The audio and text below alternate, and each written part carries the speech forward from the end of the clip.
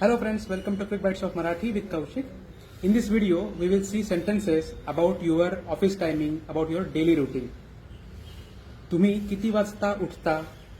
उठणे to get up. तुम्ही किती वाजता उठता? तुम्ही किती वाजता ऑफिसला जाता? At what time do you go to office? So किती वाजता will be a common term. At what time? And then you will add what activity you are asking about. तुम्ही किती वाजता ऑफिसला जाता?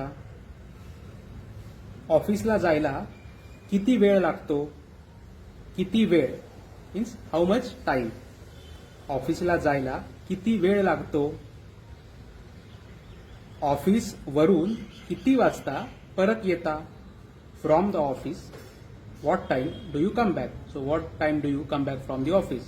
ऑफिस वरून फ्रॉम द ऑफिस. ऑफिस वरून तुम्ही किती वाजता परत येता? परत यायला किती वेळ लागतो? परत यायला किती वेळ लागतो? How much time it takes to come back. So किती वेळ again duration and then work plus आयला लाईक करायला, जायला, बोलायला. So you are asking about the duration taken for that activity. ऑफिसवरून परत यायला किती वेळ लागतो?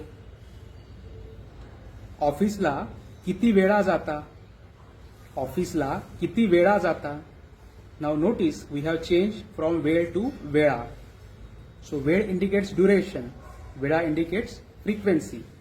So how many times in a week do you go to office? If you want to ask this question, you will say आठवड्यात किती वेळा ऑफिसला जाता? आठवड्यात किती वेळा ऑफिसला जाता? आठवडा वीक किती वेळा हाऊ मेनी टाइम्स. महिन्यात किती वेळा ऑफिसला जाता? In a month how many times do you go to office? तुम्ही किती वेळा व्यायाम करता? How many times do you take exercise? किती वेळ व्यायाम करता?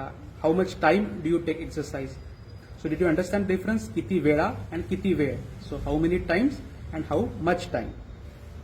Can you make such sentences asking about your daily routines using वेळ, वेळा and किती वाजता? And let me know your sentences in the comment box. And for more grammar points, do visit my website learnmarathi with kaushik.com. Bye. See you next video.